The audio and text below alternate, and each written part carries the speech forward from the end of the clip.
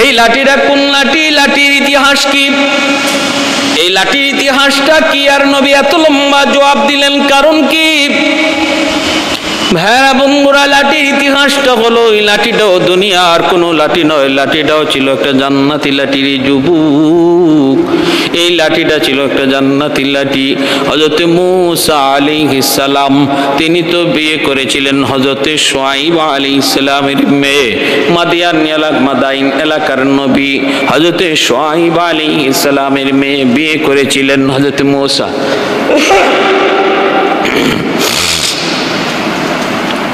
ভাইরা বন্ধুরা, 10 বছর ঘর জামাই হযরত মূসা আলাইহিস সালাম 10 বছর শ্বশুর বাড়িতে থাকার পর তিনি যখন স্ত্রী নিয়ে চলে আসবেন আল্লাহর নির্দেশে নিজের এলাকায়, মিশরে যখন চলে আসবেন, তখন শ্বশুর হযরত শুআয়ব আলাইহিস সালাম বলতেছেন, বাবা তোমাকে তো বিয়েতে কিছুই দিতে পারলাম না, দেওয়ার মতো কিছুই তো নাই, কিন্তু তোমাকে একটা জিনিস দিতে চাই। ওই যে দেখো আমার ওই ঘর, ওই ঘরের মধ্যে আছে অনেকগুলি সুন্দর সুন্দর লাঠি, ওই সুন্দর লাঠিগুলির ভিতর থেকে তুমি যে কোনো একটা লাঠি নিতে পারো।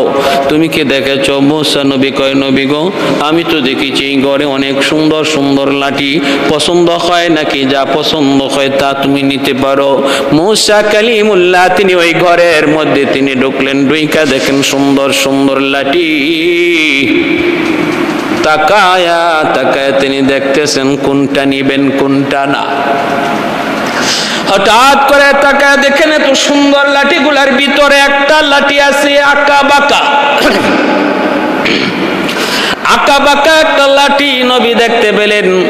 আর মূসা কালিমুল্লাহ ভাবতে লাগলেন, এই ঘরের মধ্যে এত সুন্দর লাঠিগুলার ভিতর থেকে এই লাঠিটা এত বাঁকা কেন? কারণ কি? এই লাঠিটা একটু বাঁকা কেন? এত সুন্দর সুন্দর লাঠিগুলোর ভিতরে এই লাঠিটা এত আঁকা বাঁকা এবং কম সুন্দর কেন? এটাকে এখানে রাখা হলো। অবশ্যই কোনো না কোনো একটা হিকমত আছে, কোনো না কোনো একটা রহস্য রয়েছে। রহস্য ছাড়া তো সুন্দর সুন্দর লাঠিগুলার মধ্যে এই আঁকা বাঁকা একটা অসুন্দর লাঠি রাখার কথা না। আল্লাহর পয়গম্বর মূসা সুন্দর লাঠিগুলা তিনি হাতে নিলেন না, ওই আঁকা বাঁকা লাঠিটাই তিনি হাতের মধ্যে নিয়ে যখন ঘর থেকে বের হলেন, শুআয়ব আলাইহিস সালাম তিনি দেখা চোখটা বড় বড় হয়ে গেল, চোখ তার কপালে লেগে গেল। আর মনে মনে ভাবতেছেন, হায় রে আমি যেটা মনে মনে ভাবছিলাম এটাই তো হলো। আমি তো ভাবছিলাম মূসা এমন কোনো কাণ্ড করে বসে কিনা, আমি তো ভাবছিলাম হায় হায় এমনটা করে বসে কিনা, যা ভাবছিলাম মনে মনে তাই তো হলো। শুআয়ব আলাইহিস সালাম ডাক দেয়া বলে, রে মূসা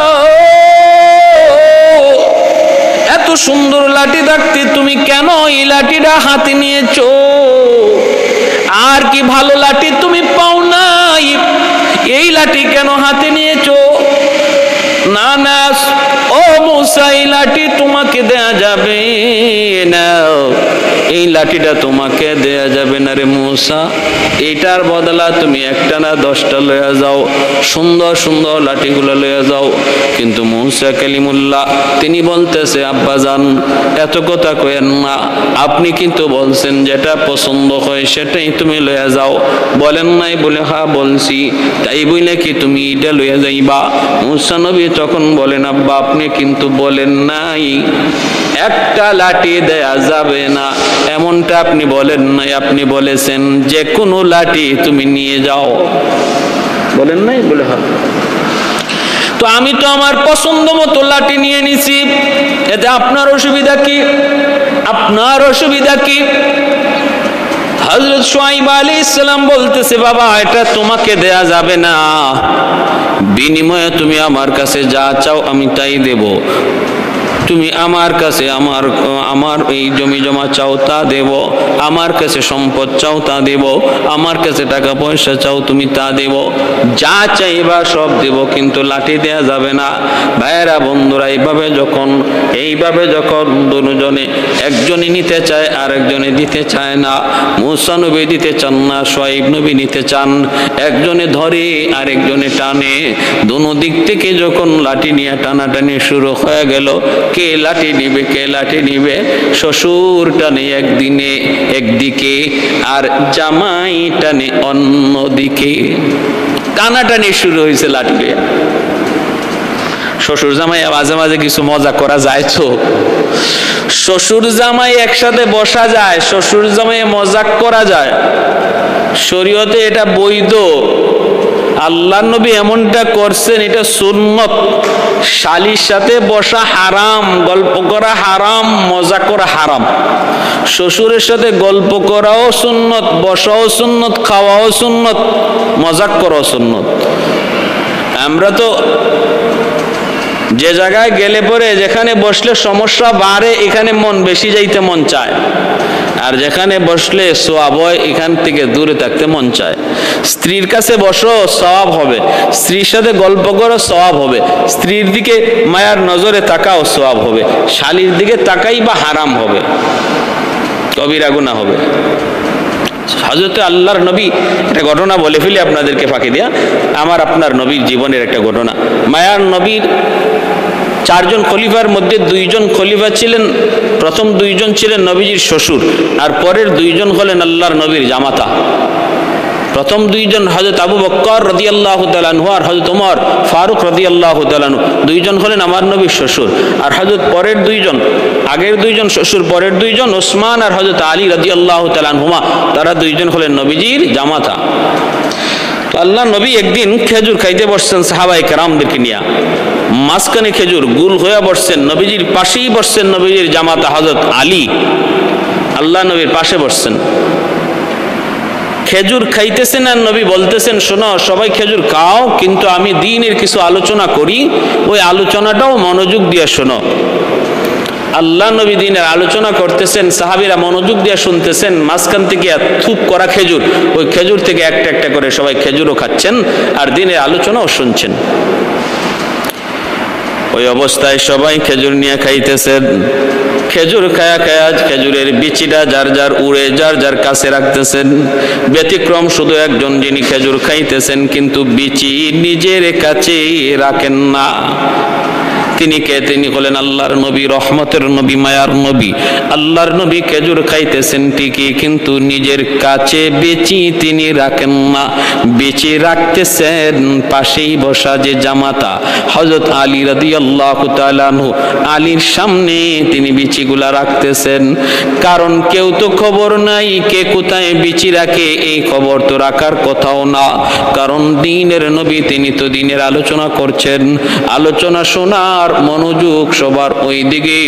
এজন্য কে কয়টা খাইলো, কে কোথায় বিচি রাখলো, এই খবর কারো নাই, কিন্তু সব খবরই আছে আল্লাহর নবীর।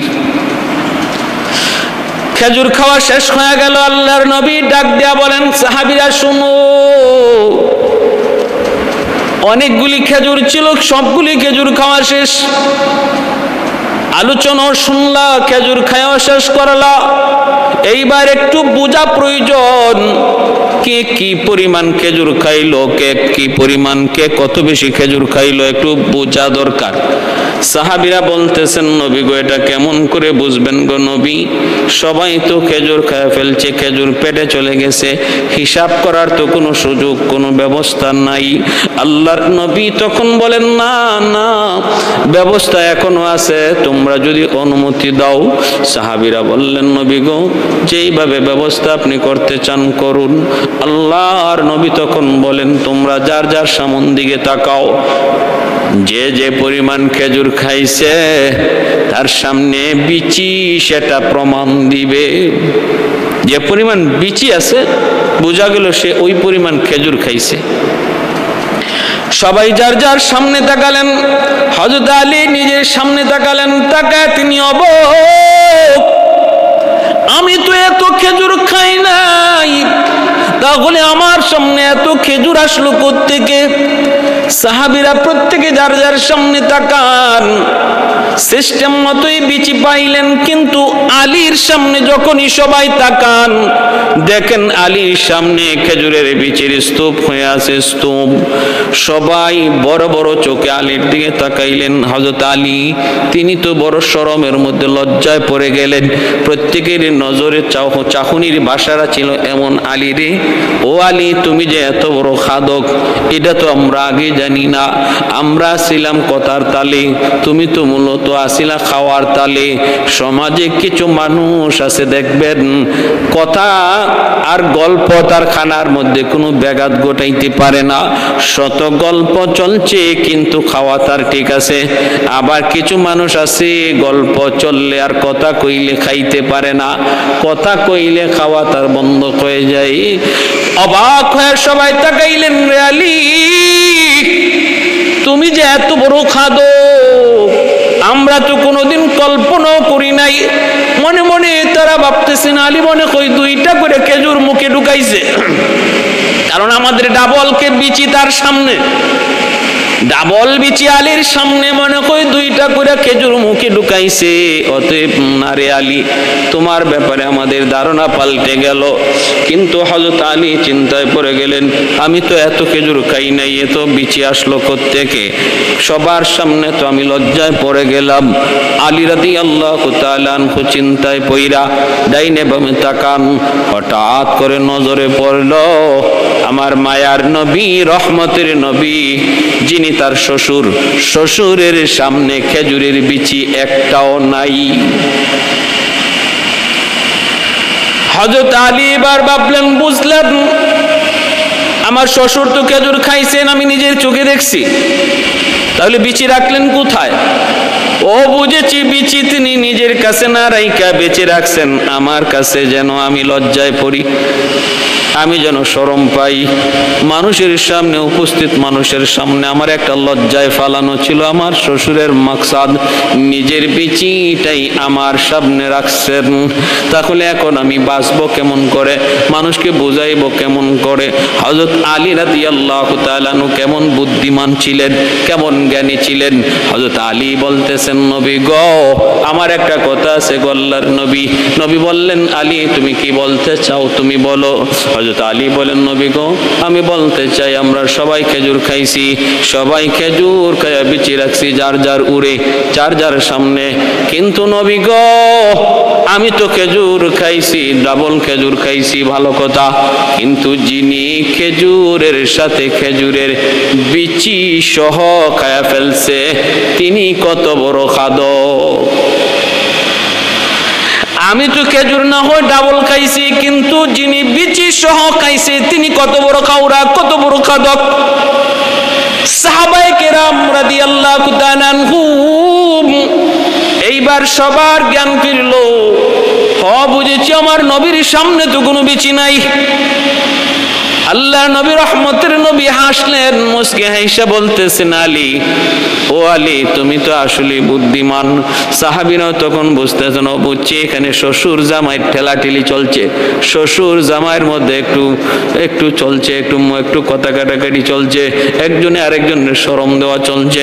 আল্লাহর নবী বললেন, রে আলী এজন্যই তো বলেছি তুমি শুধুমাত্র আমার সাহাবী নও,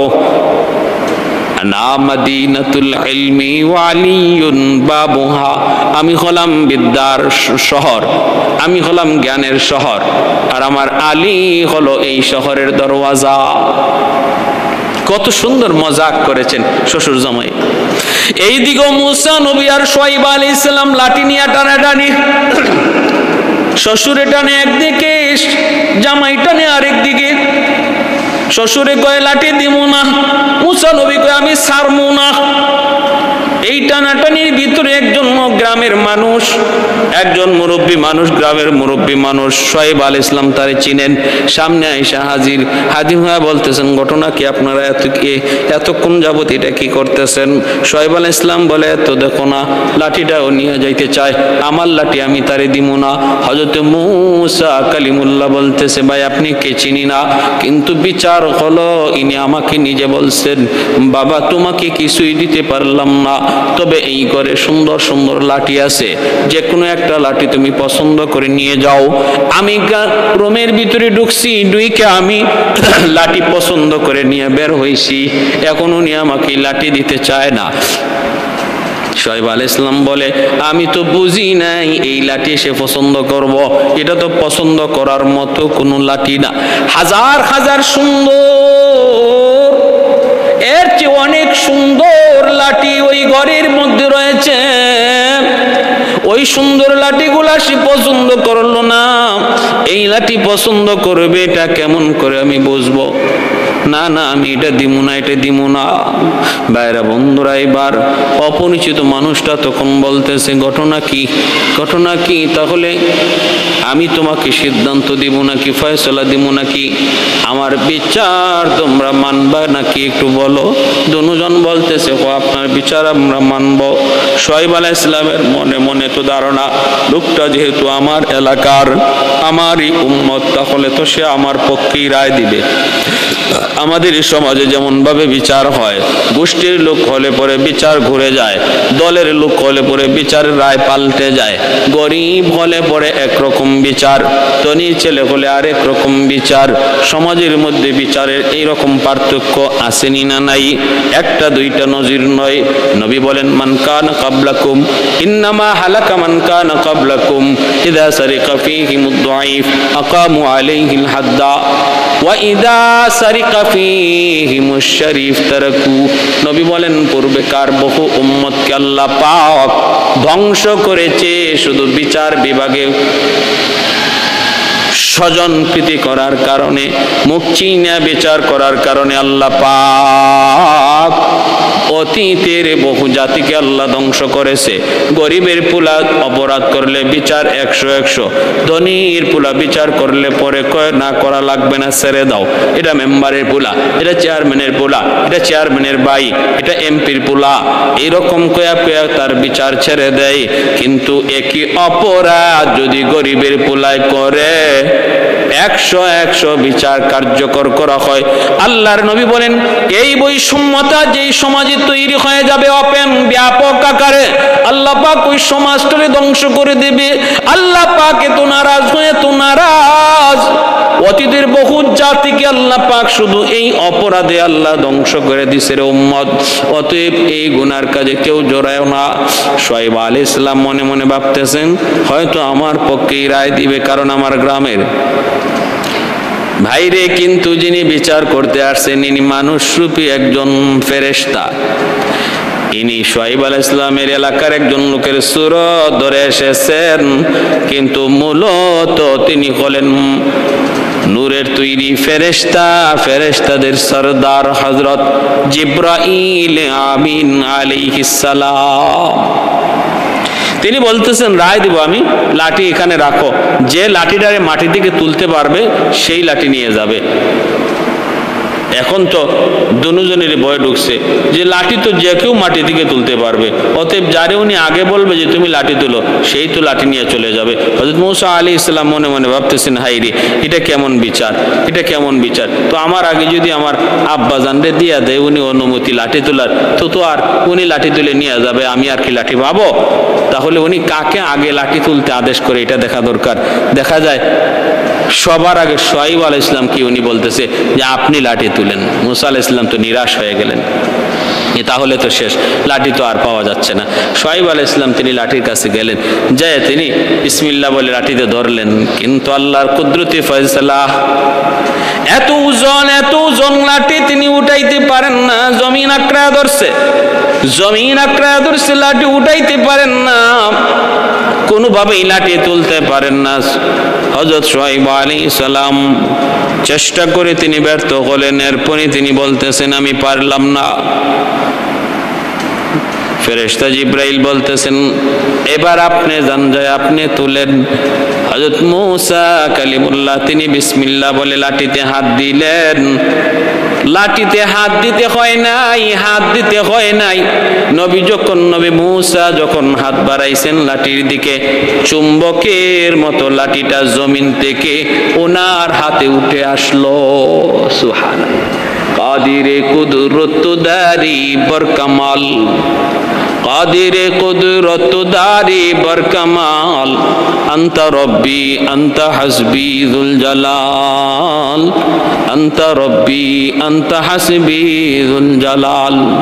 उल्फत में बराबर के वफा हो के जफा हो, हर चीज में लज्जत खाया गर दिल में मजा हो, हर चीज में लज्जत खाया गर दिल में मजा हो।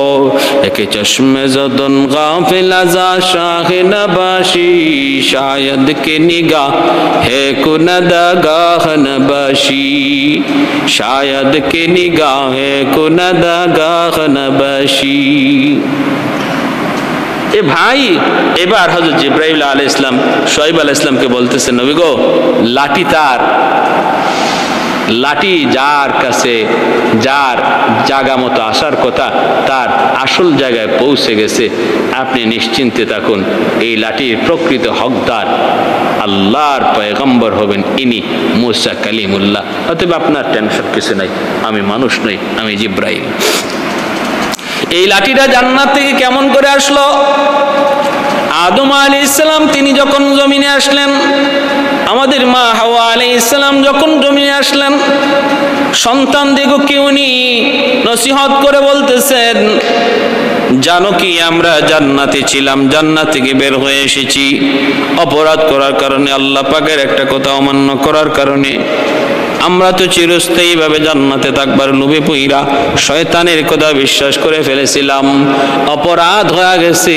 আল্লাহ বলেছিলেন না, সাবধান, ওই যে নিষিদ্ধ ফলের কাছেও তোমরা, নিষিদ্ধ গাছের কাছেও তোমরা যেও না। কিন্তু আমরা চলে গেছিলাম, শয়তান বলেছিল এই নিষিদ্ধ গাছের ফল খাইলে আমরা চিরস্থায়ী জান্নাতি হয়ে যাব।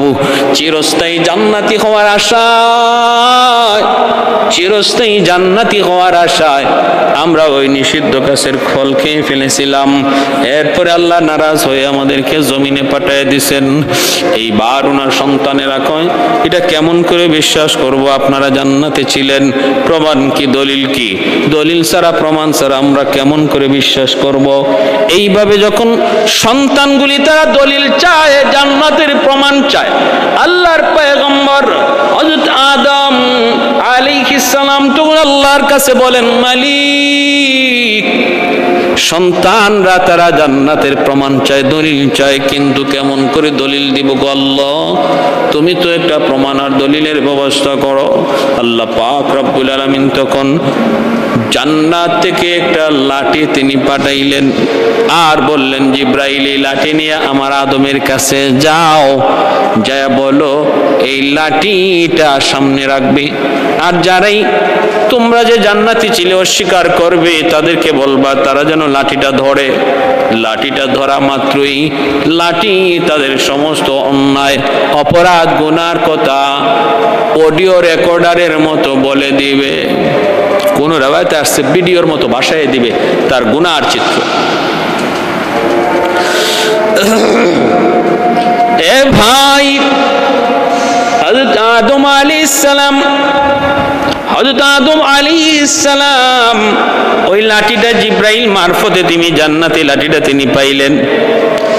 তিনি এবার বলতেছেন, এইবার তিনি বলতেছেন, বাবারা যারা তোমরা সন্দেহ হয় এটা জান্নাতি লাঠি কিনা, ধরো, সাহস থাকলে ধরো।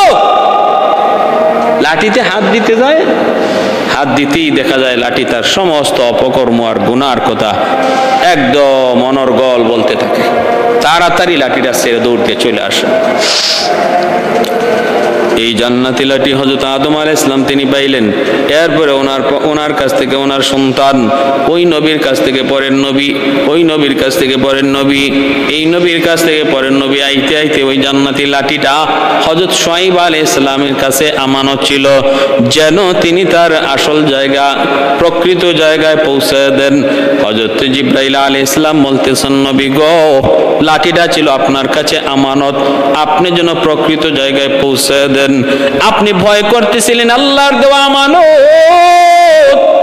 জায়গা মতো না পৌঁছায়া যদি আমি লাঠি আমার জামাইকে দিয়ে দেই, তাহলে কি জবাব আমি আল্লাহর কাছে দেব, এই ছিল আপনার ভয়। কিন্তু আমি জিবরাইল বলতেছি, এটাই হলো, এই জামাই হলো এই লাঠির উপযুক্ত সেই জায়গা, যেই জায়গায় পৌঁছানোর দায়িত্ব আল্লাহ আপনাকে দিয়েছে। সুবহানাল্লাহ। অতএব আর ভয় কিসের?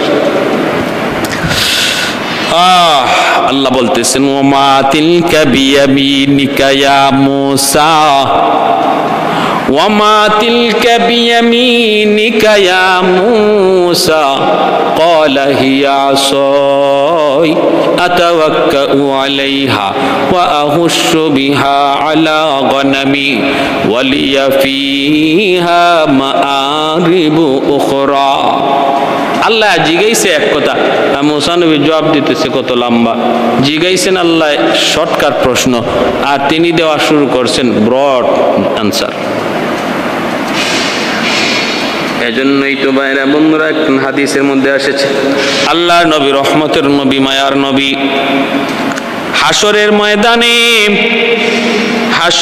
ময়দানে হযরত মূসা আলাইহিস সালাম আমার আপনার নবীকে জিজ্ঞেস করবেন, নবী গো, এটা কেমন কথা আপনি কি বলেছেন? উলামা উম্মতি কা আম্বিয়া ইবনি ইসরাঈল, আপনি কি এমন কথা বলেছেন নাকি যে আপনার উম্মতের উলামায়ে কেরাম বনি ইসরাইলের নবীদের সমান? আপনি কি এমন কথা বলেছেন? আল্লাহ নবী বললেন, হ্যাঁ আমি তো এমন কথা বলেছি। মূসা আলাইহিস সালাম বললেন, এটা কোন যুক্তিতে আপনি কইলেন? মূসা আলাইহিস সালাম নরম নবী না গরম? অতিরিক্ত গরম নবী। মূসা আলাইহিস সালাম অতিরিক্ত গরম নবী। আল্লাহ নবী হযরত মূসা আলাইহিস সালাম আল্লাহ নবীকে, আমার আপনার নবীরে জিগান, আপনি কি এমন কথা বলছেন যে আপনার উম্মতের উলামায়ে কেরাম আমাগো বনি ইসরাইলের নবীদের সমান? আল্লাহ নবী বলেন, হ্যাঁ এমন কথা তো বলছি। মূসা নবী কথা হইলে এটা কোন যুক্তিতে কইলেন? আমার তো বুঝে পড়ে না, উম্মত আবার নবী সমান হয় কেমন করে? আমার আপনার নবী, রহমতের নবী, মায়ার নবী বলেন, যদি আপনার বিশ্বাস না হয় তাহলে একটু টেস্ট করে দেখেন, ওই যে দেখেন আমার উম্মতের একজন আলেম বসা আছে, ইমাম গাজ্জালি রহমতুল্লাহি আলাইহির দিকে আল্লাহর নবী ইশারা করে তিনি দেখাইতেছেন, এই ঘটনাটা স্বপ্নে দেখেছেন আল্লাহর একজন ওলি, বহুত বড় আল্লাহর একজন বুজুর্গ, তিনি স্বপ্নে দেখে এই বিবরণটা পেশ করেছেন। ভাইরা বন্ধুরা, আল্লাহর নবী, রহমতের নবী, মায়ার নবী, রহমতের নবী, মায়ার নবীর দিকে নবী ইমাম গাজ্জালি রহমতুল্লাহি আলাইহির দিকে ইশারা করে বলতেছেন, তারে একটু জিজ্ঞেস করেন, তারে একটু জিজ্ঞেস করেন। ইমাম গাজ্জালি রহমতুল্লাহি আলাইহির কাছে যখনই হযরত মূসা আলাইহিস সালাম প্রশ্ন করলেন, এ মিয়া তোমার নাম কি? কি তোমার নাম? কারণ একটু গুসা আছে তো, রাগান্বিত সুরেই জিজ্ঞেস করছেন, গুসার আগারে জিজ্ঞেস করছেন, নাম কি তোমার? ইমাম গাজ্জালি রহমতুল্লাহি আলাইহি তখন তিনি তার নাম, বাবার নাম, দাদার নাম, দাদার বাপের নাম, তার বাপের নাম, তার বাপের নাম, তার বাপের নাম বলতে বলতে আর থামে না ইমাম গাজ্জালি, আর তিনি থামেন না, বলতে বলতে অমুকের বাপ অমুক, অমুকের বাপ অমুক, অমুকের বাপ অমুক, বলতে বলতে একদম আদম আলাইহিস সালাম পর্যন্ত চলে গেলেন। ফাকিদে মূসা নবীর নামও পেয়ে যায়। মূসা আলাইহিস সালাম অবাক হয়ে গেলেন, অবাক, কি ব্যাপার, ঘটনা কি? এটা মানুষ না আর কিছু, কেমন করে এতগুলি নাম মুখস্থ রাখলো? এইবার মূসা আলাইহিস সালাম বলতেছেন, এ মিয়া, তোমাকে আমি এত লম্বা জবাব দিতে বলি নাই, আমি তোমাকে প্রশ্ন করেছিলাম তুমি তোমার নামটা বলবা, কেন তুমি এত লম্বা জবাব দিয়েছিল? আমি তো শুধু নাম জানতে চাই।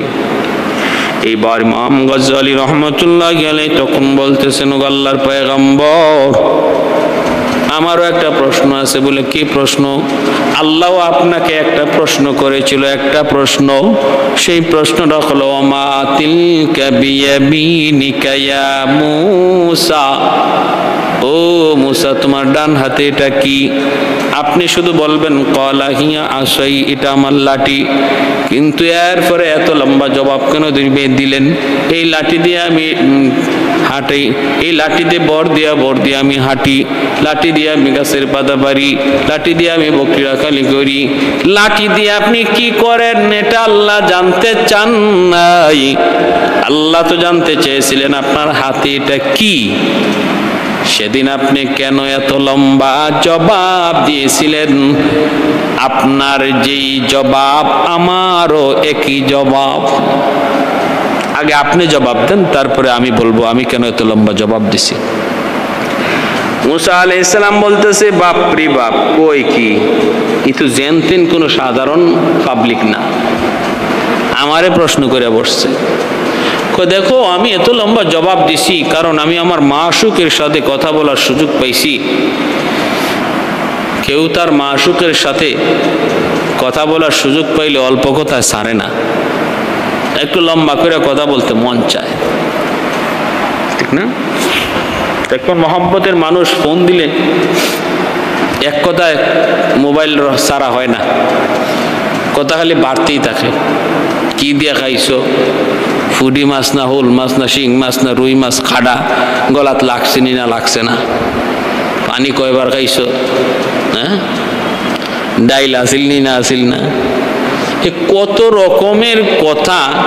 রাত বাজে 2টা, এখনো মোবাইল কান থেকে সরে না, টুক টুক টুক টুক টুক টুক করে লেবের নিচে ডুইকে কথা চলছে। কিন্তু নিজের স্ত্রীর সাথে কথা বলতে গেলেই দেখা যায় আবার 2 কথায় কথা শেষ, 2টা ধমক দিয়ে কথা শেষ। কি দরকার? পেঁয়াজ, ঠিক আছে আনবো, শেষ। আর বাড়তি কোনো কথা নাই। এজন্য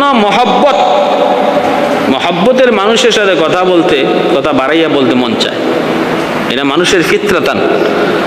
হযরত মূসা আলাইহিস সালাম বলতেছেন, দেখো আমি আমার আল্লাহর সাথে, আমি আমার মাশূকের সাথে কথা বলার সুযোগ পেয়েছি, এজন্য কম কথায় আমার মন ভরলো না, আমি একটু লম্বা জবাব দিলাম। ইমাম গজ্জালী রহমাতুল্লাহি আলাইহি বলতেছেন, ও আল্লাহর পয়গম্বর, আপনি যেমন আল্লাহ পাকের সাথে কথা বলাকে একটা নিয়ামত মনে করেছেন, গনিমত মনে করেছেন, সুবর্ণ সুযোগ মনে কইরা কথাটা লম্বা করেছেন, নিজেরে ভাগ্যবান করে নিছেন। আজ আমিও একজন জলিলুল কদর পয়গম্বর, বনি ইসরাইলের এত বড় নবী মূসা কালিমুল্লাহ, যার নাম শুনেছি, দীর্ঘদিন দীর্ঘ টাইম যিনি আল্লাহর সাথে কথা বলেছেন, যার উপাধি ছিল কালিমুল্লাহ, জমিনে বৈশা যিনি আল্লাহর সাথে কথা বলতেন, সেই মূসা কালিমুল্লাহর সাথে আমার কথা বলার সুযোগ হয়েছে। এজন্য এক কথায় জবাব দিতে আমার মন ভরল না, আমিও এই সুযোগটারে সুবর্ণ সুযোগ মনে কইরা একটু লম্বা জবাব দিলাম মন ভরার জন্য। এইবার মূসা আলাইহিস সালাম বুঝতে পারলেন, উলামা উম্মতি কা আমবিয়া বনি ইসরাঈল, এই কথার কি রহস্য? এজন্য ভাইরা বন্ধুরা বলতেছিলাম, আল্লাহর নবী মূসা কালিমুল্লাহকে আল্লাহ জিজ্ঞেস করেন, ওয়া মা তিলকা বিয়ামিনিকা ইয়া মূসা, ও মূসা এটা হাতে ডান হাতে এটা কি? তিনি বলতেছেন, এটা আমার লাঠি। এটা কোন লাঠি? শুআয়ব আলাইহিস সালাম শ্বশুর তাকে যে লাঠিটা দিয়েছিলেন, এই লাঠিটা নিয়ে তিনি তার পরিবার নিয়ে নিজের দেশে আসবেন। রাস্তার মধ্যে তারা একটু অবস্থান করলেন, খাদেমও রয়েছে, প্রচন্ড শীত, আবার বৃষ্টি পড়তেছে, প্রচন্ড ঠান্ডা, একটু পানির একটু আগুনের প্রয়োজন। এই দিকে তার স্ত্রীও অন্তঃসত্ত্বা, হযরত মূসা আলাইহিস সালামের স্ত্রী, তিনিও অন্তঃসত্ত্বা, শুআয়ব আলাইহিস সালামের 2 মেয়ের বড় মেয়ে কারণ এই দুই মেয়ের বড় মেয়ে তিনি আল্লাহ হযরত মূসা আলাইহিস সালামের ব্যাপারে বাবার কাছে সার্টিফিকেট দিয়েছিলেন, বাবা গো, একটা যুবক আজ আমাদেরকে পানি পান করায়া দিছে, আমাদের উটগুলিকে সে এরকম কুয়া থেকে পানি পান করায়া দিছে, যেই কুয়াটা থেকে বালতি উঠানো 40 জন পুরুষের প্রয়োজন, ওই কুয়া থেকে সে একাই বালতিটা উঠাইয়া আমাদের উটগুলিকে পানি পান করায় সে আগে ভাগে বিদায় দিছি। এজন্য আমরা আজকে আগে চলে এসেছি। বাবা, আপনি ওই যুবকটারে আমাদের বাড়িতে আইনা কাজের জন্য রাখতে পারেন। সে বড় বিশ্বস্ত, সে বড় শক্তিশালী, সে বড় শক্তিবান।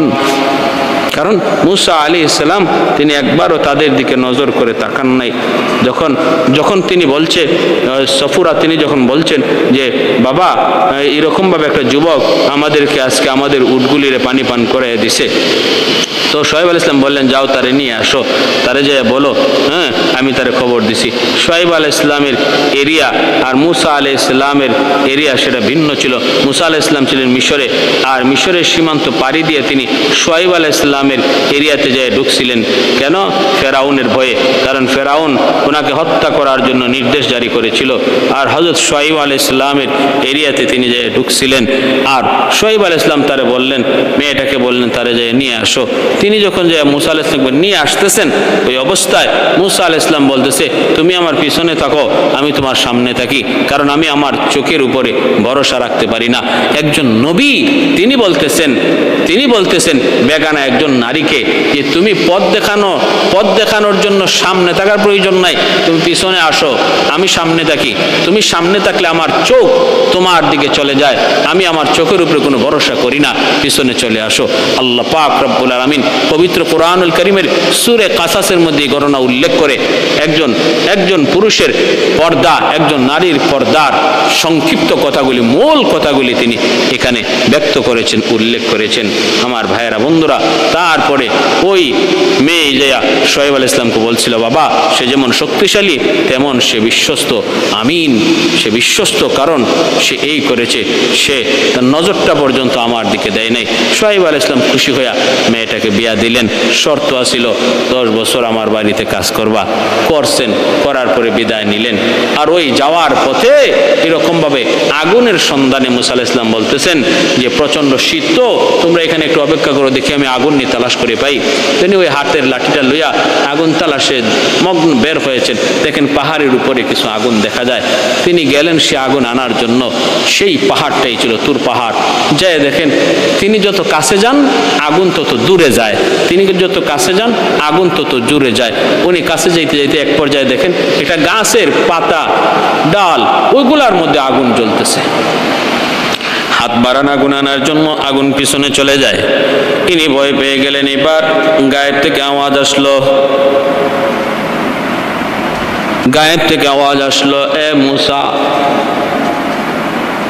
মূসা, তুমি যারা আগুন ভাবতেছো এটা আগুন নয়, এটা আমি আল্লাহর নূর। আমি আল্লাহর নূর। যেই পাহাড়ের মধ্যে তুমি এসেছো এই পাহাড় জানতেন কোন পাহাড় নয়, এটা একটা পবিত্র তুর পাহাড়। ফাখলা নালাইক ইন্নাকা বিল ওয়াদিল মুকদ্দাস তুয়া, জুতাটা খুলে রাখো রে মূসা, এটা একটা পবিত্র পাহাড়। আমি তোমাকে নবুয়তি দান করলাম, নবুয়ত। যাও নবুয়তের দাওয়াত লইয়া তুমি ফেরাউনের কাছে যাও। মূসা আলাইহিস সালাম তুর পাহাড়ে নবুয়ত পাইলেন। এরপরে বিবিকে নিয়ে তিনি রওনা দিলেন। বিবিকে ওইখানে রাইখা তিনি তখন ফেরাউনের দরবারে দাওয়াত নেওয়ার জন্য ভাই হারুনকে আল্লাহর কাছে চাইলেন, আল্লাহ আমার ভাই হারুনকে আমার সাথে দিয়ে দাও, কারণ সে সুস্পষ্ট কথাদার, সুন্দর ভাষার মধ্যে কোনো বেজাল নাই।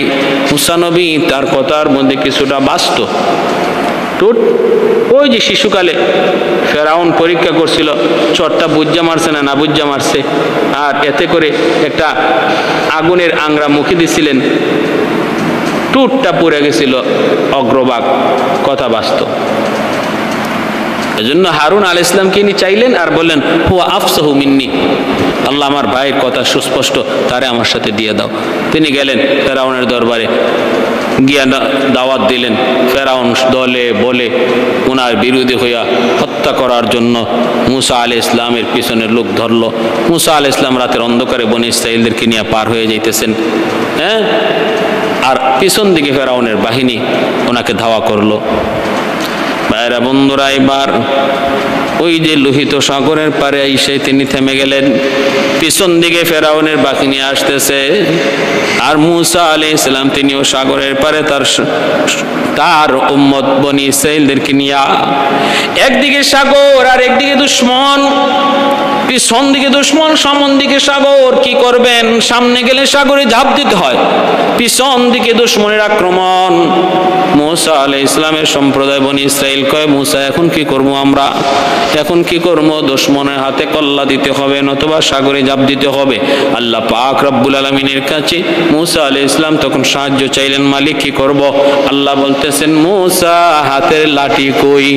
এই লাঠি তো আজকের দিনের জন্যই। লাঠি কোন দিনের লাগি? লাঠি তো আজকের লাগি। জমে সাগরে বাড়ি দাও, আঘাত করো। এই লাঠি দিয়ে সাগরে আঘাত করা মাত্রই 12টা রাস্তা আল্লাহ করে দিলেন। সুবহানাল্লাহ। বনী ইসরাঈলের 12টা গোত্র ছিল, এই 12 গোত্র 12 রাস্তা দিয়ে নদী পার হয়ে গেল। 12টা গোত্র 12টা রাস্তা দিয়ে নদী পার হয়ে গেল। ভাইরা বন্ধুরা, মুসা আলাইহিস সালাম তিনি তো দলে বলে তারা নদী পার হয়ে গেলেন।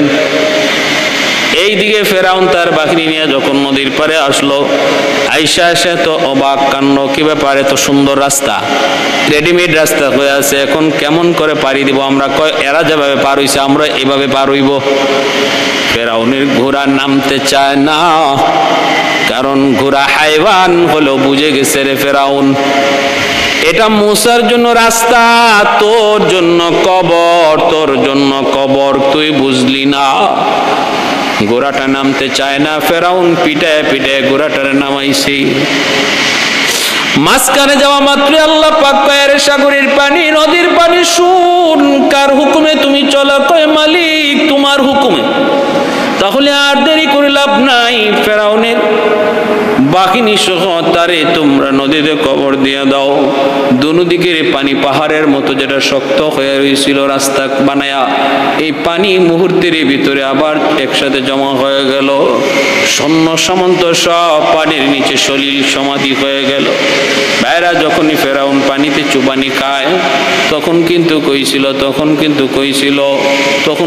কইছিল হায়রি হায়রি, আমি তো মুসার খোদার উপর ঈমান আনলাম, মুসার খোদার উপর ঈমান আনলাম।